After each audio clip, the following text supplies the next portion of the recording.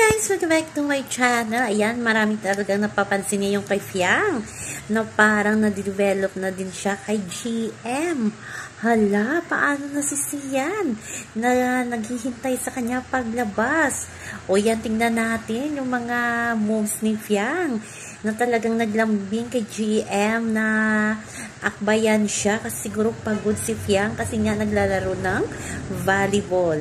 At ito naman si GM, sunod naman kay Fiang. So maraming kinlig kahit si Patrick nakatabi nila, tinutukso si Fiang at kita mo parang nakikiliti pa itong Fiang natin habang tinutukso ng Kuya Pat niya. So layag na ba ang GM Fiang sa loob ng bahay ni Kuya? Paano na si Sian? Yung promise ring nila parang hindi na din suot ni Fiang.